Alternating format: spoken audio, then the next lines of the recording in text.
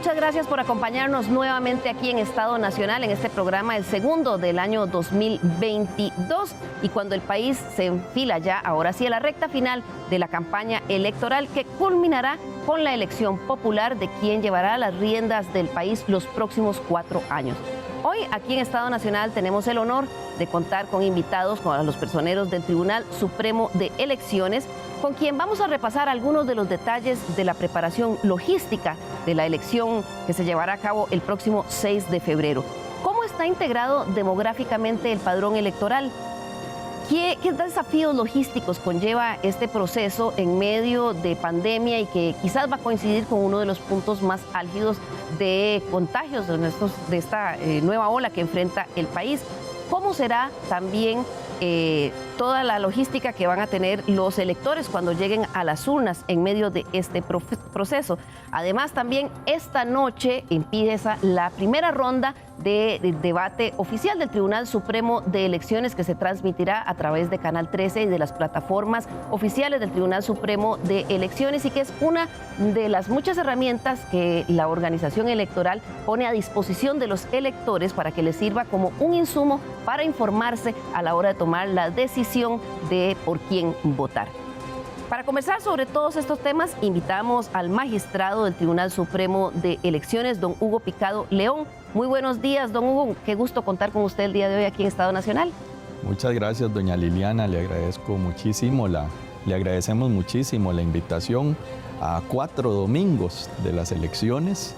Es una excelente oportunidad para el Tribunal Supremo de Elecciones participar en este programa tan necesario para la formación de opinión política en el país. Y bueno, le agradezco mucho. Y es que son muchísimos detalles, muchísimos proyectos, cosas que están haciendo, múltiples cosas que están haciendo al mismo tiempo, don Hugo, y que ya están en esta hora frenética para que todo esté en su punto el próximo 6 de febrero, ¿verdad?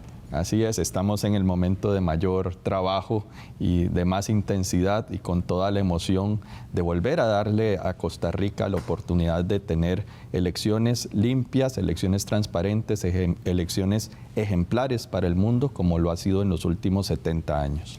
Así es, y para también ahondar un poco más en estos detalles, también es un honor para nosotros contar aquí en el estudio de Estado Nacional con don Héctor Fernández, quien es director general del Registro Electoral y de Financiamiento de Partidos Políticos. Bienvenido, don Héctor. Muchas gracias, doña Liliana. De verdad que es un honor poder participar el día de hoy, ya casi en la recta final de este proceso que va a culminar el próximo 6 de febrero, por lo menos en su primera ronda. Así es, y es que en estos primeros días los costarricenses los primeros días del 2022, los costarricenses empiezan a retomar toda la dinámica electoral. Sin embargo, el año también inició con una serie de aumentos en los contagios de los casos del COVID-19, y esto ha hecho que muchos votantes sigan insistiendo en que esta ha sido una campaña fría y poco asertiva. Sin embargo, en estas últimas semanas es cuando esos electores van a terminar de tomar la decisión. Nuestra compañera Caitlin Baker conversó con algunos de los electores en un pequeño sondeo esta semana. La veo como muy fría la campaña electoral. No voy a votar, sinceramente, a cómo está este país, no. O sea, uno se decepciona totalmente. No han sido iguales a otros años, ¿verdad? Ha habido poca, ¿qué te digo? Pues no ha habido tanto barullo y tanto anuncio y tanta cosa, ¿verdad? Y ya sabemos por qué, ok. Y en cuanto a por quién voy a votar, todavía estamos en veremos. Estamos viendo las posibilidades, estamos viendo como cuando hay votaciones, qué nos ofrecen los candidatos. Yo sinceramente, como costarricense, no votaría por ningún candidato porque todos prometen y a la hora llegada nunca cumplen. La campaña electoral no me convence, ¿verdad? He escuchado cosas negativas acerca de los candidatos. De veras, uno tiene que pensar lo que va a hacer, primeramente recapacitar y pedirle a Dios dirección. No veo cara de verdad como dicen, por quién votar. Siento que las campañas están siendo muy forzadas hacia los jóvenes, más que toda la población, que hay que meterle más influencia porque es el voto que más es nulo. Entonces, a mi gusto, no me agrada ninguna de las campañas y siento que mi voto va a ser nulo. La verdad es que está muy forzado hacia los jóvenes, no hay mucho la verdad en qué escoger, los gobiernos siempre ofrecen lo mismo, siempre son muchas promesas, la verdad yo pienso que va a ser un voto nulo. ¿Por quién voy a votar? Está en dos, es entre Figueres y Linet. Para votar por presidente voy a votar por Linet Saborío. La campaña está muy fría. Es más, voy a votar por doña Linet porque la conozco, pero por campaña está como dormida la campaña, ¿verdad? Para diputado sí voy a variar. Esta vez voy a votar por Chávez. Y lo que pasa es que de Chávez veo yo muy objetivo, con mucho conocimiento y más que todo, como es un economista, conoce muy bien de la situación política de Costa Rica.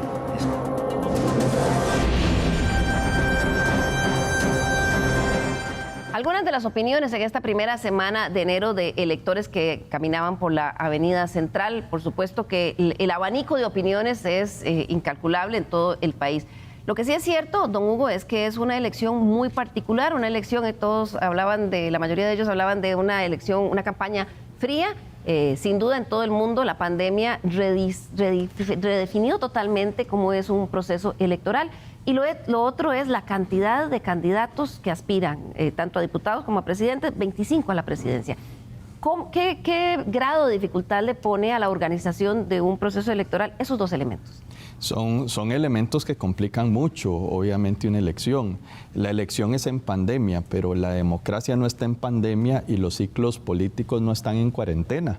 Es necesario hacer transición de gobierno y hacerla como lo hacemos los costarricenses, mediante el sufragio, mediante el voto popular.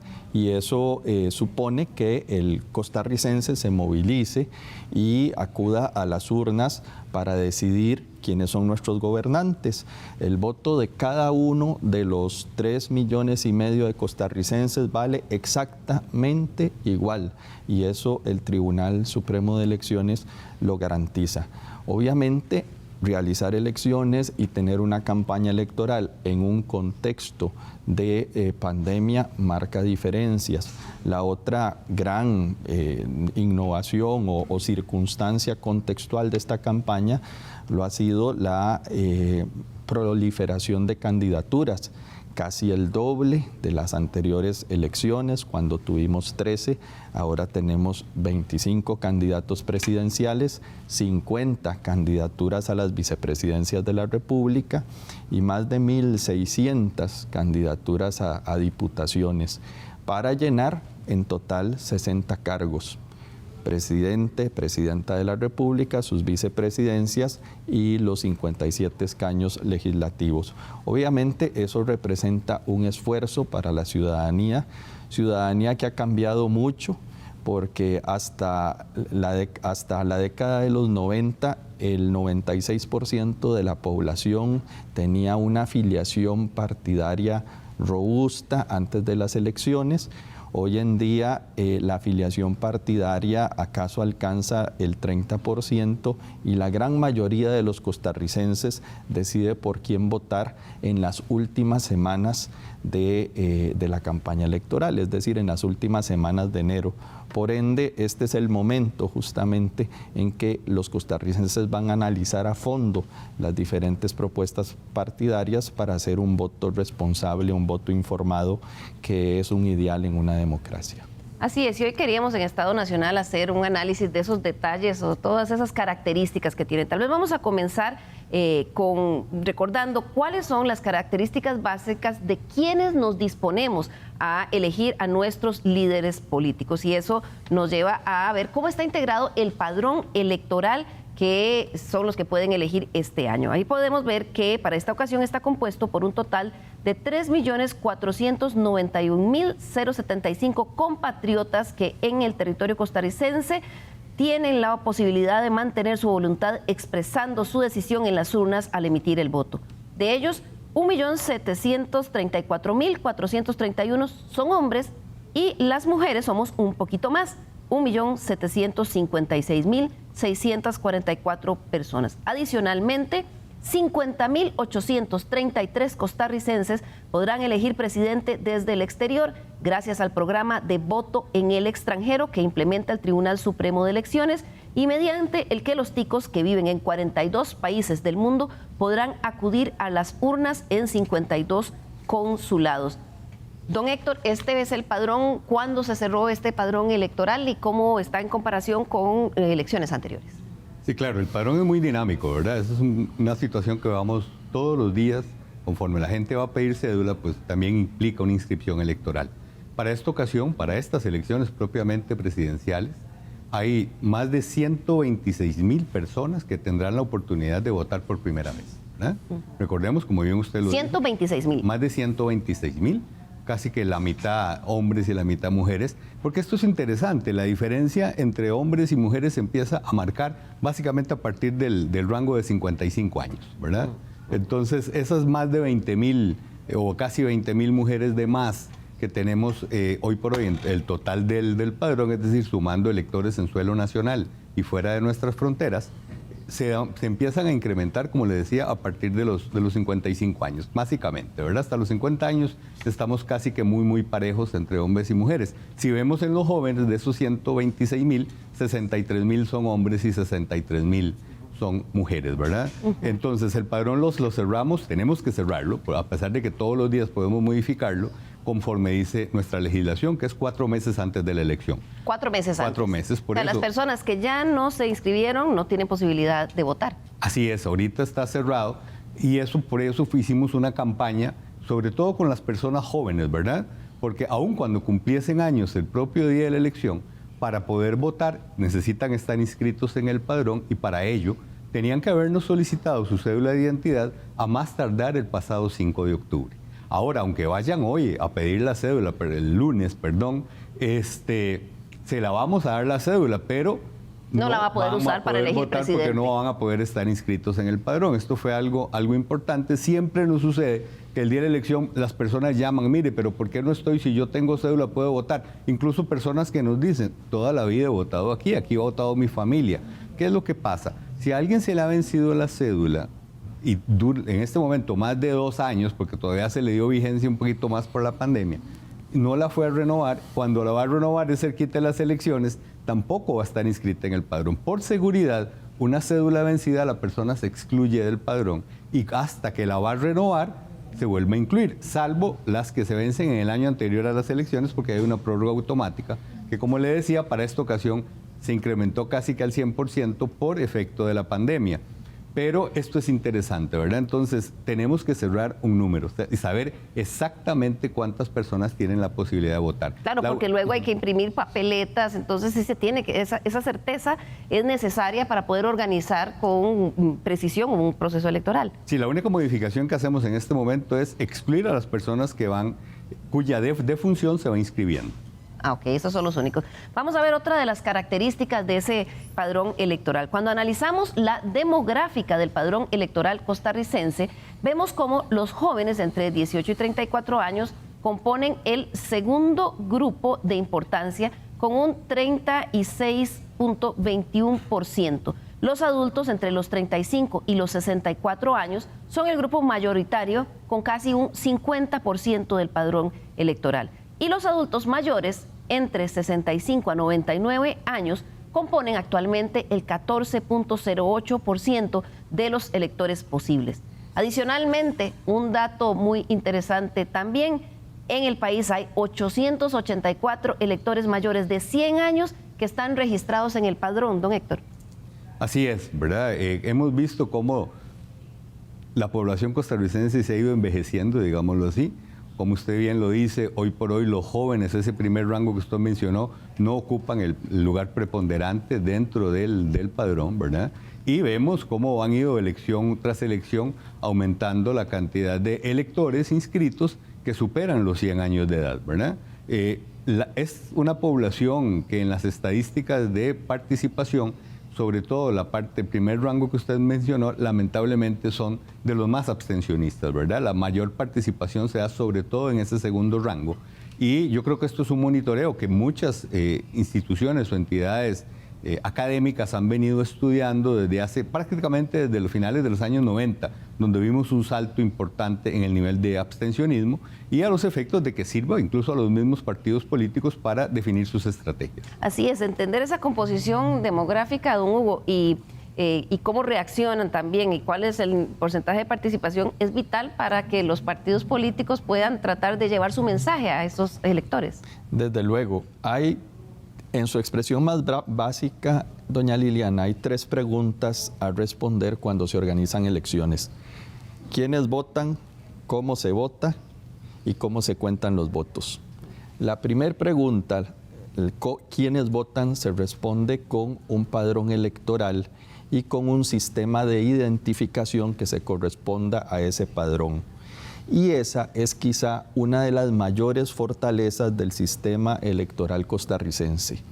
Uno de los mayores aciertos del constituyente de 1949, cuando se interesó en diseñar un sistema electoral confiable, maduro, moderno para la época, fue supeditar al registro civil que existía desde 1888 bajo la jerarquía, colocarlo bajo la jerarquía del Tribunal Supremo de Elecciones. ¿Eso qué significa?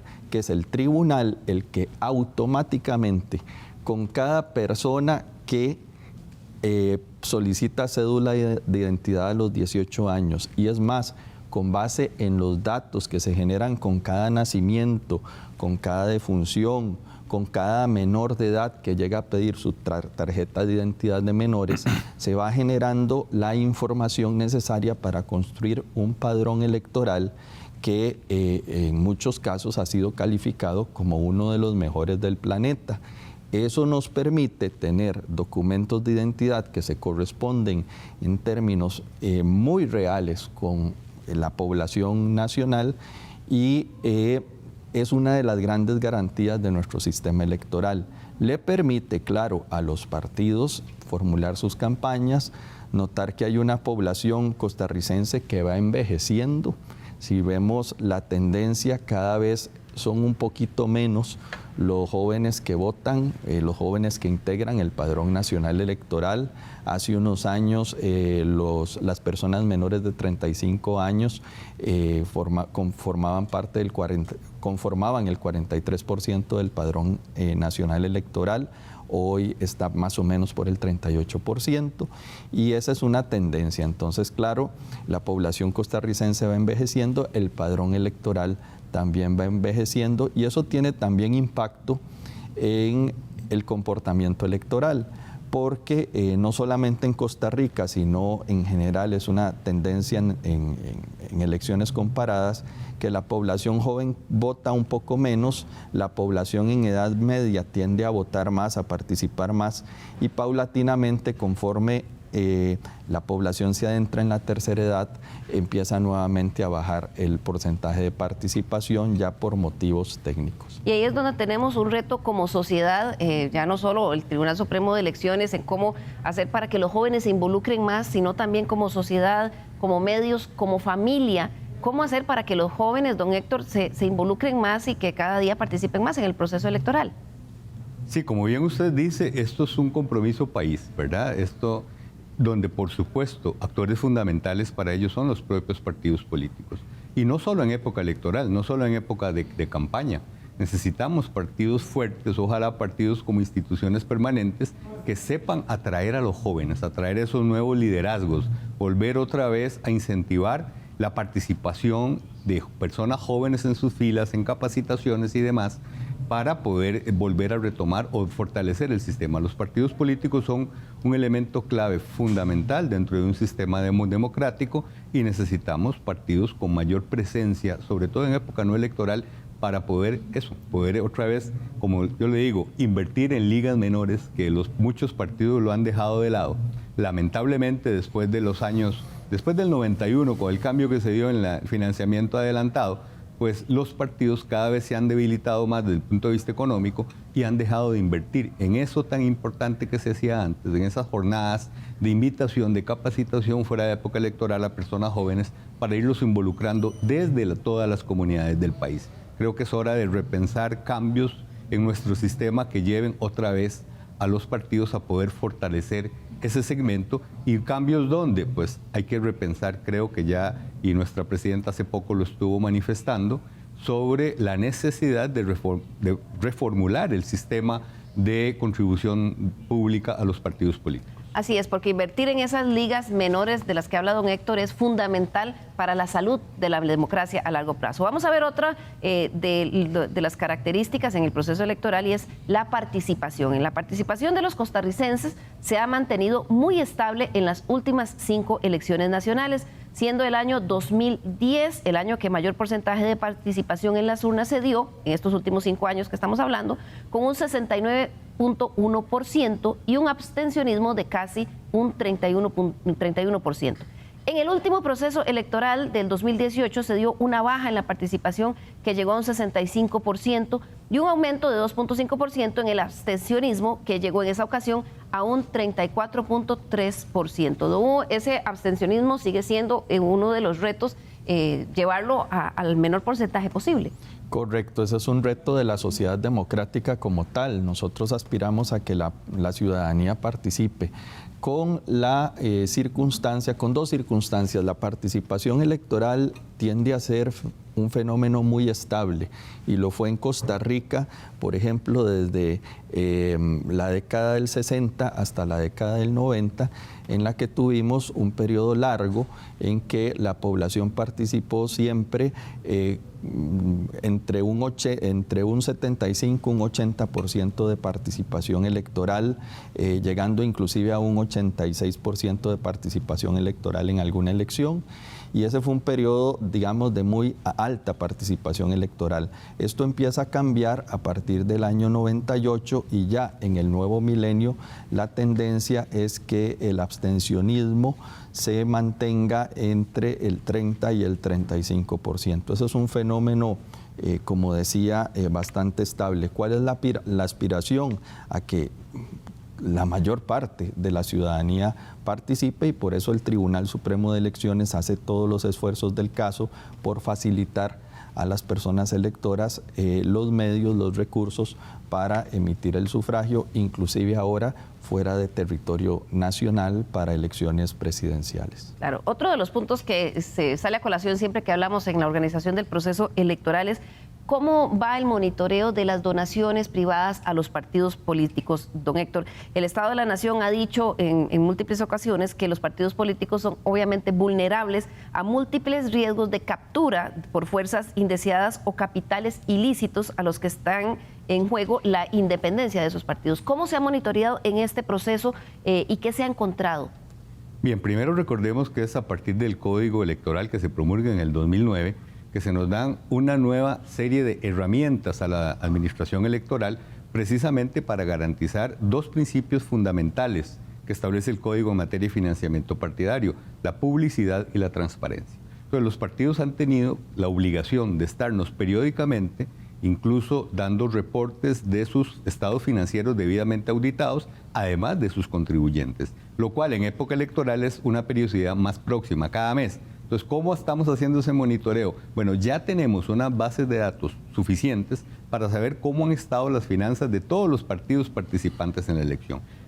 Tenemos diversas herramientas para monitorear desde las actividades que realizan los partidos políticos en zonas públicas hasta toda la propaganda en medios de comunicación. Incluso en Internet estamos dando algún tipo de seguimiento, ¿verdad? No tan al detalle o tan al 24/7 como hacemos con la publicidad de medios de comunicación, porque es un poquito más complejo. Pero bueno, incluso le hemos girado bastantes comunicaciones a diversos proveedores, a medios de comunicación, para que nos establezcan cuánto es la inversión que están haciendo los diferentes partidos en esto. Entonces, ¿cuál es la idea? Por descarte, del reporte que nos da el partido mes a mes de cuántas donaciones recibe versus de los reportes que tenemos de monitoreo de lo que están invirtiendo en campaña, pues estamos también girando notas a los partidos donde no nos cierren esos números, ¿verdad? Porque no, o sea, lo que es créditos más contribuciones, más donaciones, tiene que formar o equiparar la inversión que están realizando en campaña, y en eso es lo que estamos haciendo en este monitoreo. Claro, mucho se ha hablado de si tiene el país o el organismo electoral suficientes herramientas para detectar por ejemplo, la infiltración del capital del narcotráfico, los diversos escándalos que se ventilaron el año pasado, llegan a suponer que en algunos casos de contiendas electorales hubo aportes, o hay por lo menos la sospecha de las autoridades judiciales de que hubo aportes del narcotráfico. ¿Hay suficiente o hay que cambiar legislación para poder detectar esos aportes que en algunas ocasiones son en efectivo y de todas las formas creativas que se les puedan ocurrir a las mafias que están detrás de esas organizaciones? Mira, algunos colegas de organismos electorales del área más bien han alabado las herramientas que nosotros tenemos, ¿verdad? Porque obligar a los mismos partidos políticos a que nos estén reportando, a publicitar absolutamente todo, es para ellos impensable. Muchos países hermanos del área que lo puedan realizar, ¿verdad? Creo que a nivel de legislación tenemos fuerte en ese caso. Donde tenemos que reforzar más es más bien el sistema de financiamiento partidario, ¿verdad? Porque el hecho de que los partidos no puedan tener el dinero cuando más lo ocupan, que es antes de las elecciones, para financiar sus campañas, siempre va a elevar el riesgo o la tentación de que puedan recibir dineros de otros lugares para poder participar en su campaña y ver cómo pueden disfrazar o cómo nos pueden. Recordemos que en esto va a ser, pues, el que quiere de alguna manera tendenciosamente ocultarnos datos, pues va a ver cómo lo hace, y nosotros nuestra obligación es tratar de descubrirlo.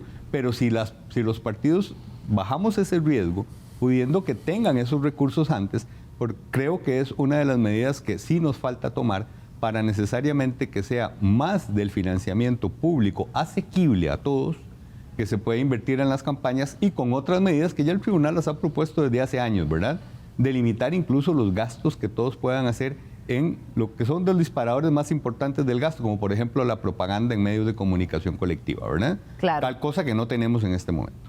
Claro, vamos a hacer aquí nuestra primera pausa comercial y al regresar, ¿cuánto cuesta la elección? ¿En qué se gasta ese dinero? Y también, ¿cómo va a ser ese proceso en medio de un pico de contagios de la pandemia? Ya regresamos.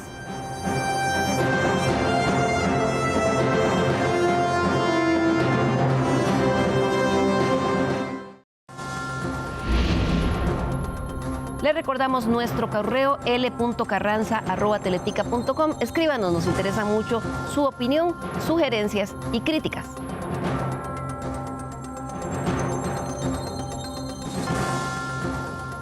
Muchas gracias por continuar con nosotros hoy aquí en Estado Nacional, que estamos analizando todos los pormenores del proceso electoral que ya está a punto de cerrarse toda la logística y que nos llevará a la elección del próximo presidente de la República el domingo 6 de febrero. Hoy hemos estado conversando sobre las particularidades del padrón electoral, quiénes son los que vamos a votar, cómo somos los que vamos a votar. Ahora, en esta segunda parte, quiero que conversemos también sobre cuánto cuesta organizar este proceso electoral. Y vamos a ver ahora el presupuesto con que se cuenta para hacer esta elección del próximo 6 de febrero, esta fiesta democrática que vivimos todos los costarricenses. Y vemos ahí en los datos, la organización del proceso electoral que se va a realizar, están cuidadosamente presupuestados todos los gastos. Para esta ocasión, el Tribunal Supremo de Elecciones proyecta que la primera ronda electoral tendrá un costo de 7.358 millones con 692.584 colones. Y como es casi un hecho que el país tendrá que decidir en balotaje quién será nuestro próximo presidente, para la segunda ronda electoral se tienen proyectados un total de 2.616 millones con 600.000 colones. ¿Qué incluyen estos montos? Impresión de papeletas, organización de voto en el exterior, capacitación de agentes electorales, además, don Hugo, de una serie interminable de gastos que se requieren para hacer esta elección. Lo primero que debería decir al respecto es que la democracia cuesta dinero, la democracia es cara, pero es mucho más cara la no democracia. La ausencia de democracia se cobra no solo en dinero, se cobra en corrupción, se cobra en vidas humanas y hay que invertir en democracia. Esto no podemos verlo los costarricenses como un gasto electoral, es una inversión en paz, es una inversión en concordia, es una inversión en tolerancia, en aprender a escucharnos los unos a los otros, en aprender a entender que no todos pensamos igual y que todos tenemos derecho, eso sí, a elegir con el voto a quienes nos van a gobernar en los siguientes años. Lo segundo que habría que decir, doña Liliana, es que estos cerca de 19.000, 18.000, 19.000 dólares que puede costar la elección costarricense, incluyendo segunda ronda, que eso es lo presupuestado, eso no es lo que se llega a gastar, ¿verdad? Siempre se presupuesta tirando para arriba, don Héctor puede hablar más de eso, pero al final se termina gastando menos. En realidad nos convierte en una de las elecciones más austeras del planeta, tanto en términos absolutos como en términos comparados. Por ejemplo... ¿Tienen los números, la estadística comparativa con otras democracias? Por ejemplo, Panamá, que tiene muchos menos habitantes que nosotros, sus elecciones cuestan 50 millones de dólares. O El Salvador, que tiene un territorio más pequeño que el nuestro, sus elecciones cuestan 70 millones de dólares, mientras que la nuestra cuesta, decía, 18 millones de dólares. 18.000 dólares, perdón. No, 10 millones. 10 millones. Lo que hemos gastado en los últimos procesos, lo que hemos gastado en los últimos procesos es una cifra cercana a los 10 millones de dólares ya con gasto ejecutado. Claro, que estamos haciendo la conversión a dólares. Pero si se compara entonces Panamá 50 millones de dólares y Costa Rica unos aproximadamente 10 millones de dólares. La media en Latinoamérica estaba el costo de voto por elector hace unos 4 o 5 años más o menos en 7 dólares, el promedio, ¿verdad? Habían empresas como la Dominicana muy alta. Nosotros estamos en menos de 3 dólares. La última estuvo en 2.60 dólares por elector, ¿verdad? 2.60 dólares. 2.60, y si lo vemos más o menos del 2010 acá, con las inversiones en tecnología que hemos hecho, sostenidamente desde el 2010 hasta el 2018, incluso hasta el 2020, que fue la municipal, hemos venido bajando ese costo por elector. Eso, bueno, dice mucho también de quienes hacen la crítica de en qué gastamos, y como muy bien dice don Hugo, es una inversión. Veamos una de esas inversiones que se hacen y qué es lo que los electores encuentran cuando llegan a esa urna, y es la impresión de papeletas, un proceso que ya está a punto de terminarse, ¿verdad? Está o ya se terminó. Ya tenemos impresas todas las papeletas. Ahí está la cantidad de papeletas que se van a utilizar. Se imprimen 3.541.908 papeletas para presidencia y vicepresidencia de la República. Y sí, son esas mismas papeletas en las que en esta ocasión hay 25 posibles opciones de todas las denominaciones políticas.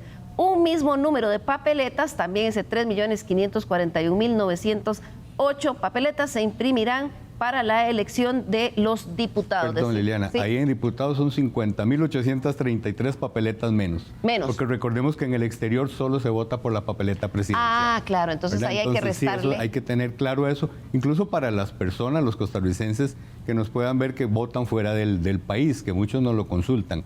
Así es por ley, así lo dispuso nuestro legislador. Ellos solo pueden votar por la papeleta presidencial.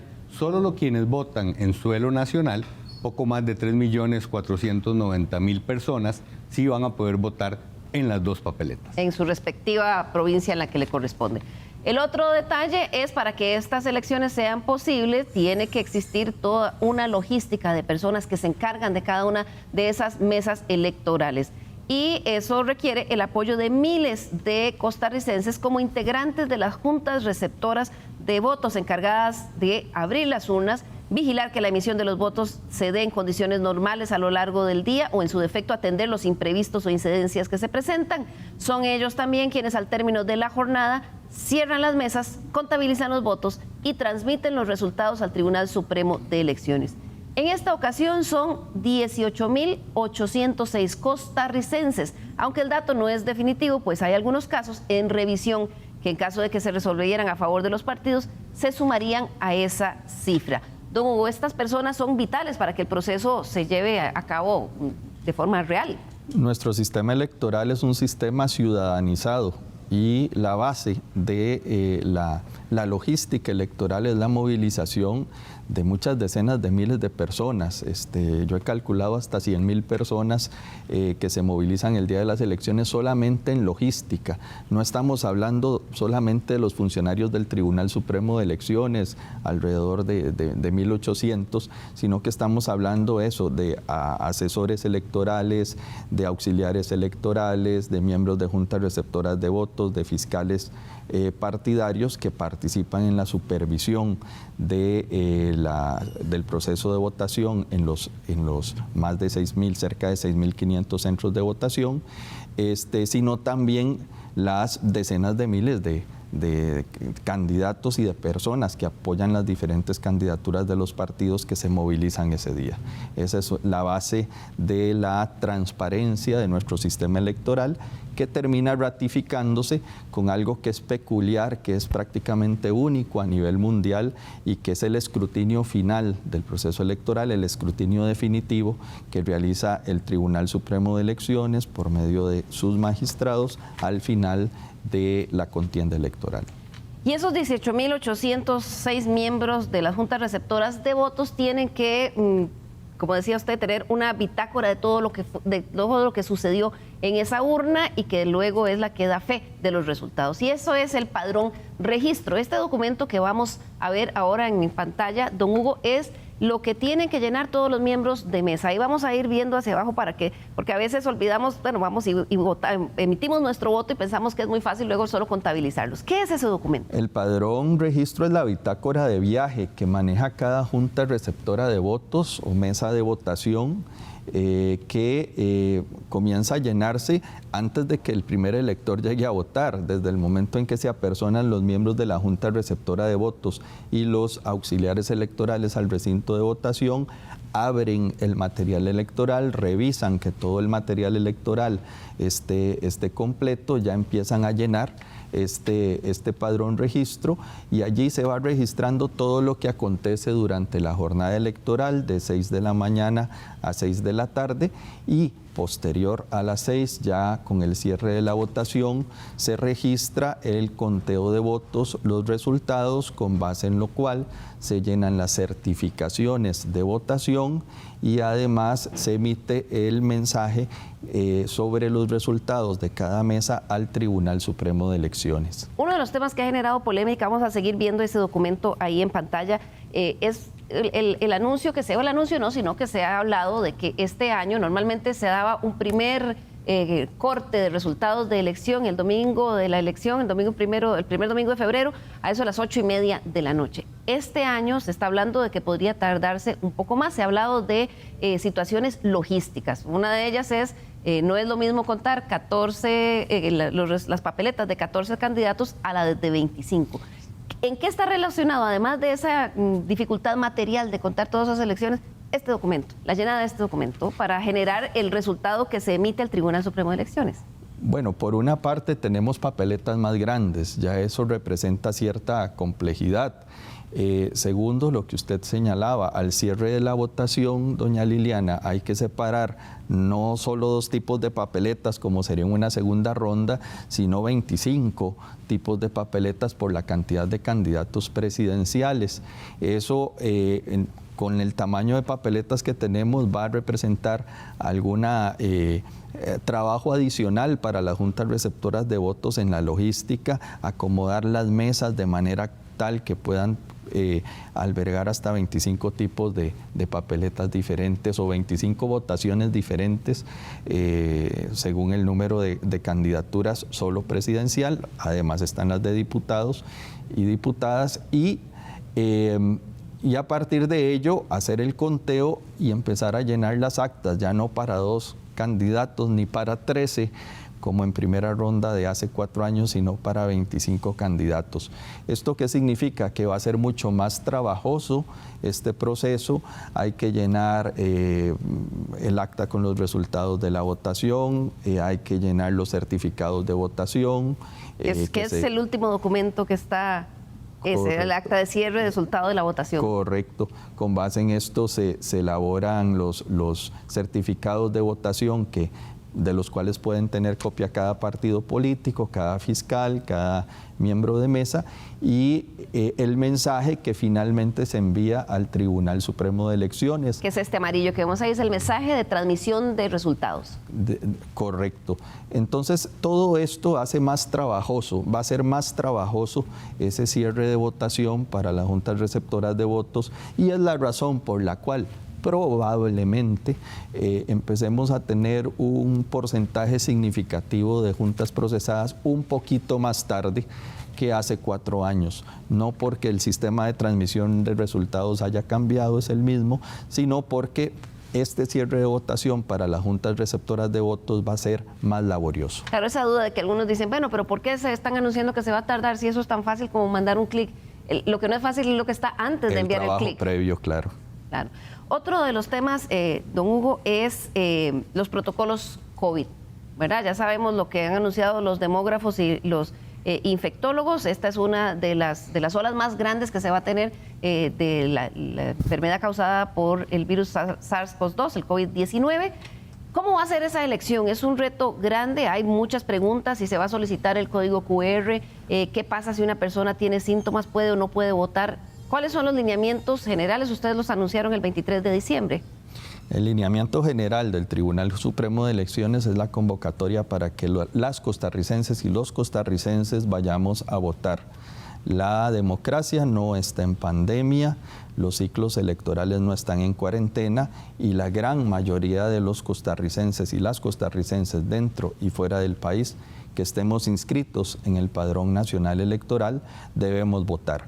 Ahora, las elecciones, si se están realizando en un contexto pandémico, no son unas elecciones normales, son unas elecciones donde debemos extremar las medidas para protegernos los unos a los otros, para proteger y garantizar la salud pública, y en esa medida pues hay que cumplir con ciertas reglas que ya son por todos nosotros bien conocidas después de casi 2 años de pandemia.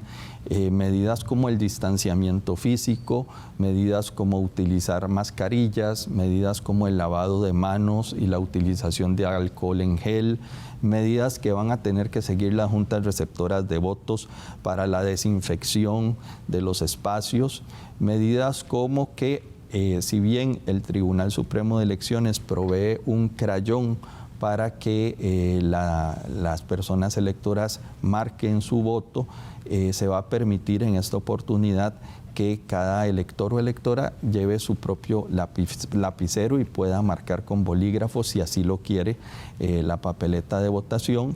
Pero las medidas son básicamente normales, son medidas que ya conocemos. ¿Qué pasa, don Hugo, si en una mesa electoral un votante llega estornudando, tosiendo, con congestión nasal y dice vengo a votar, y los miembros de mesa le dicen así no puede entrar?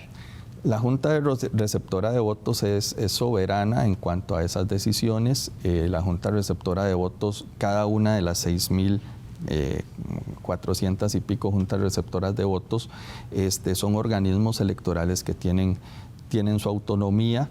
El llamado es que ejerzan esa función dentro del marco de la legalidad y aplicando el buen juicio. No toda persona que estornuda tiene COVID.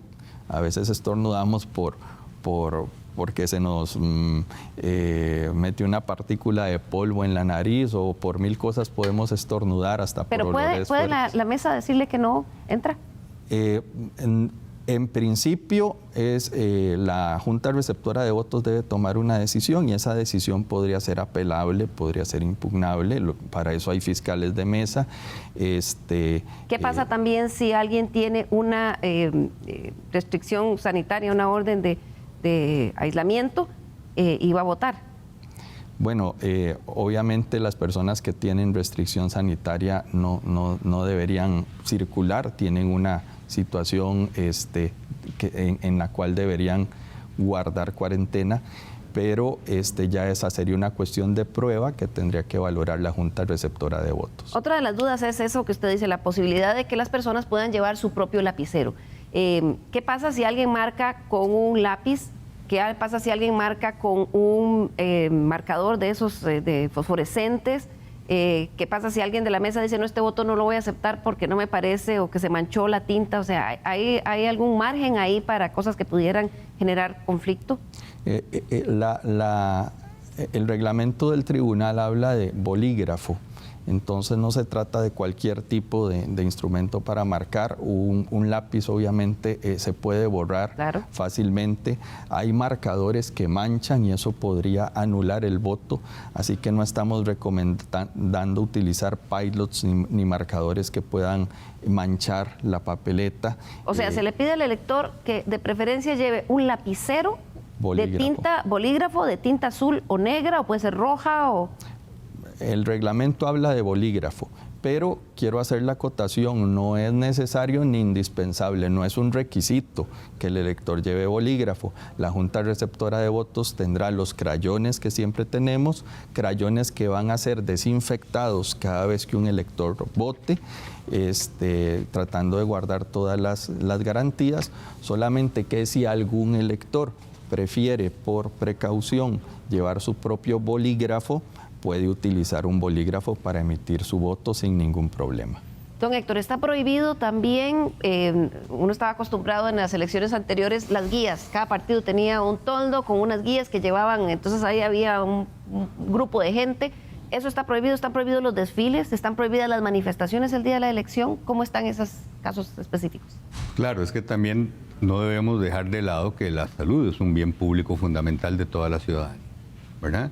Y sin perjuicio, obviamente que nuestro interés fundamental es que todo el que puede ir a votar lo haga, es más, que todos vayan a votar, también es proteger esta salud. Entonces, por eso hemos venido trabajando con el Ministerio de Salud en la elaboración del lineamiento correspondiente y se estableció que todo aquel riesgo de aglomeración puede ser un riesgo a la salud pública. Vemos ahora que incluso estamos incrementando el nivel de contagios en manera casi que exponencial, ¿verdad?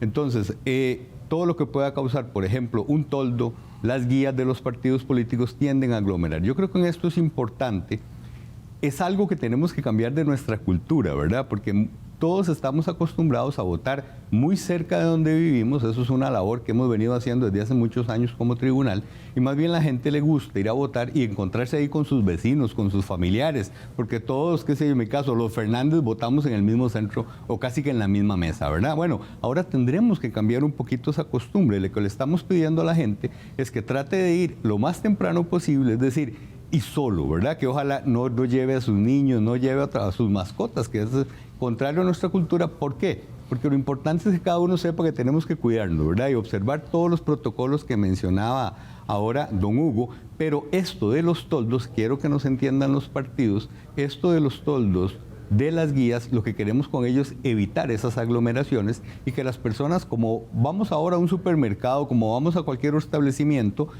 sepamos que tenemos que guardar la distancia e invertir el menor tiempo posible en el centro de votación. Así es, y esas imágenes que vemos en pantalla son, por supuesto, imágenes de elección anterior. Esta es la primera elección nacional en la historia, ¿cierto? Que la gente tendrá que ir a votar con mascarilla y cumpliendo estos requerimientos. Sí decía don Hugo, a la hora de votar se tiene que brevemente quitar la mascarilla para que lo puedan identificar con la cédula de identidad e inmediatamente colocársela nuevamente. Sí, está terminantemente prohibida las plazas públicas y desfiles por tratarse de eventos de concentración masiva, pero los mítines, piquetes, ferias y caravanas se permitirán, dice el Tribunal Supremo de Elecciones, siempre y cuando se cumpla con el uso correcto de mascarilla, limpieza y desinfección, así como distanciamiento mínimo y que su duración no supere las 3 horas. Bien, y entonces otro de los temas que el Tribunal Supremo de Elecciones ya está preparado para llevar a cabo es el debate de todos, el debate nacional, el debate de todos que se va a realizar el día de hoy domingo a partir de las 8:15 de la noche, que se transmite a través de Canal 13 y las plataformas electrónicas digitales del Tribunal Supremo de Elecciones. Don Hugo, ¿por qué el tribunal realiza esta actividad? ¿Qué reto ha sugerido hacer un debate con 25 candidatos a la presidencia en un formato de medio de comunicación como es la televisión? No ha sido un reto fácil. Para nada. El Código Electoral obliga al Tribunal Supremo de Elecciones a realizar un debate con todos los participantes, con todos los aspirantes a la presidencia de la República. Esto lo venimos realizando de esa manera desde las elecciones de 2014, pero nunca tuvimos el reto de organizar una serie de debates con 25 candidatos. lo cual nos obligó a hacer 4 programas, a segmentarlos en 4 programas.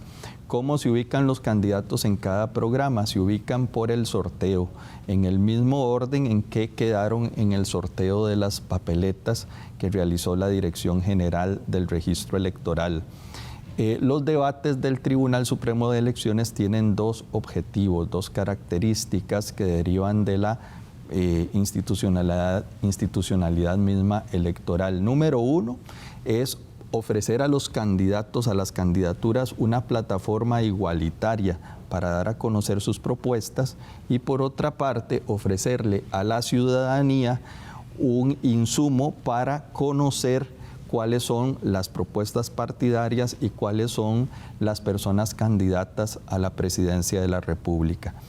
Esto se integra, doña Liliana, dentro de un proyecto mayor que se denomina Votante Informado, donde a través de la página web del Tribunal Supremo de Elecciones la ciudadanía puede acceder, por ejemplo, a los programas de gobierno de cada una de las candidaturas, a datos sobre las candidaturas, ya no solamente presidenciales, sino a los demás cargos de elección popular, donde podrán acceder también a entrevistas a fondo con cada una de las personas candidatas a la presidencia de la República, ya no limitándose a los debates, sino también a unas entrevistas más largas donde se les hicieron las mismas preguntas a todas las personas candidatas, y muy importante también a un recurso que hemos elaborado para formar a la ciudadanía en el tercer gran reto que implica esta elección. Ya hablamos del reto de la pandemia, ya hablamos del reto de la cantidad de candidaturas, pero una tercera particularidad de estas elecciones es que estamos en la era de las redes sociales, de la posverdad y de las noticias falsas. La campaña electoral en esta ocasión ya se centraliza sobre todo en redes sociales, y eso exige de la ciudadanía un ejercicio responsable de la ciudadanía digital. Así que hemos puesto también a disposición de la ciudadanía un curso gratuito de ciudadanía digital responsable para que permita también al elector ejercer un voto informado. Don Héctor, y es que esto es parte de esa responsabilidad del Tribunal Supremo de Elecciones, no solo contar con ese padrón, organizar las elecciones que logísticamente, sino también permitir que el elector pueda informarse y tener insumos para una decisión informada. Claro, eso es fundamental, y más bien lo que siempre abogamos a todas las personas, más con una papeleta tan grande como la que se van a encontrar en esta ocasión. Vamos a ver la papeleta mientras usted nos termine de contar. No solo para presidencia, sino para diputados, porque incluso en muchas provincias son más de 25 partidos los que están postulando candidatos a diputaciones. Es que ojalá tome su decisión antes de ir a la urna, no le va a dar tiempo en minuto y medio que tiene para votar hacerlo, ¿verdad? Entonces, para eso tenemos, como lo decía don Hugo, el programa Votante Informado. Mire, con solo digitar su cédula de identidad, en muchos casos, no solo va a saber dónde le toca votar, sino cuáles son los candidatos. Ahí le va a dar un clic también en esa aplicación y le va a decir, mire, si no puede o no tiene acceso a internet o no puede tener un teléfono celular, vamos a tener números telefónicos donde también puede hacer una llamada telefónica e informarse sobre dónde le corresponde votar, pero es importante que trate de buscar y que trate de acceder a la información de los partidos y candidatos que van a figurar en sus papeletas, y ojalá pueda también buscar toda la información posible para que antes de ir a votar tenga ya claro a quién considera la opción a la cual le va a dar su voto. Claro, y para hacerlo antes, porque cuando llegue la elección lo que se va a encontrar es una papeleta como esa, solo que tendría la fotografía, ¿verdad? Sí, claro. del candidato, pero es confuso. Si usted decide que ese es el día que va a elegir, yo creo que es mejor que lleve algo adelantadito. Vamos a ver, el elector tiene, para emitir el voto, tiene 1 minuto y medio, pero eso no significa que para decidir tenga 1 minuto y medio, para decidir tiene 4 meses. Desde el momento en que el Tribunal Supremo de Elecciones hizo la convocatoria en elecciones. Este es el momento de decidir, señoras electoras, señores electores. El momento de la votación no puede ser muy largo. ¿Por qué? Por restricciones sanitarias. Ya tenemos la ventaja en Costa Rica de llegar a organizar estas elecciones después de que prácticamente toda América, toda Europa ha realizado procesos electorales en pandemia. Y si algo hemos aprendido es que sí se cumplen medidas de protección a la hora de votar, las elecciones en sí no implican un crecimiento en el número de casos. Si nos protegemos, si somos responsables, podemos realizar elecciones con toda libertad, con toda transparencia, sin poner en peligro la salud pública. Por esa razón, el tiempo para votar debe ser corto. El tiempo para emitir el voto es de 1,5 minutos por elector. La decisión de por quién votar deben tomarla de aquí al día de las elecciones. Todavía quedan 4 domingos para eso. Y por eso actividades como el debate de todos, que inicia hoy a las 8:15 de la noche la primera sesión, pero durante 4 días. ¿Qué le ofrece desde su punto de vista al elector, o cómo invitaría usted al elector a que utilice ese debate como una pincelada para conocer a los 25 candidatos? El ideal en una democracia es que los electores ejerzan un voto informado, es decir, que las personas electoras hagamos una valoración consciente de las diferentes candidaturas, de lo que ofrecen y sobre todo de cómo van a cumplir lo que ofrecen. Y para tener un marco general dentro de una oferta tan grande de candidatos, 25 candidaturas, el debate nacional que organiza el Tribunal Supremo de Elecciones es un insumo básico, porque es el debate de todos, es el debate que incluye a las 25 personas. Así que les invitamos a seguir ese debate a partir de hoy y desde el 9 hasta el 12 de enero, a partir de las 8:15 en las redes del Tribunal Supremo de Elecciones, porque ese es un insumo para ejercer un voto informado. Así es, muchísimas gracias a nuestros invitados del día de hoy. Pretendíamos con este programa de inicio de año poder poner sobre la mesa una mirada general de cómo se está organizando y todo lo que está en marcha para que el 6 de febrero todos los costarricenses podamos expresar nuestra voluntad y decidir quién es el próximo presidente de la República. Quiero pedirle a ambos que en 1 minuto me den una reflexión de cierre. Empiezo con usted, don Héctor. Sí, muchísimas gracias de verdad por la oportunidad. Yo creo que estamos en una coyuntura importante en el país y creo que tenemos la responsabilidad todos como ciudadanos de informarnos lo mejor posible y sobre todo de ir a decidir este próximo 6 de febrero. Ya hoy es una importante oportunidad para empezar a ver cuáles son las personas que me están pidiendo el voto, quiénes son, cómo son sus reacciones y mi obligación como ciudadano, porque recordemos que votar es un derecho pero también es un deber, ¿verdad? Es ojalá poder tener claro por quién quiero votar, hacer ese voto inteligente, ese voto razonado y sacar mi tiempo, hacer todos mis planes para ese próximo 6 de febrero lo más temprano posible, puedan cumplirle a la patria, a una patria que tenemos la bendición todavía de poder elegir a las personas que van a ocupar los cargos de los poderes más importantes del país, como es el Ejecutivo y el Legislativo. Muchísimas gracias, don Héctor. Termino con usted, don Hugo Picado, señor magistrado, su reflexión final. El poder de elegir es un privilegio que tenemos las y los costarricenses desde hace 70 años. Basta fijarse un poquito en nuestro vecindario, en América Latina, inclusive en las democracias del mundo desarrollado, para darse cuenta de que en los últimos 10 años ha habido retrocesos alarmantes en los derechos y en la calidad de las democracias. La democracia es un privilegio y hay que protegerla. Usted tiene en sus manos, costarricense, esa llave para abrir nuevas oportunidades. Esa llave se llama el voto.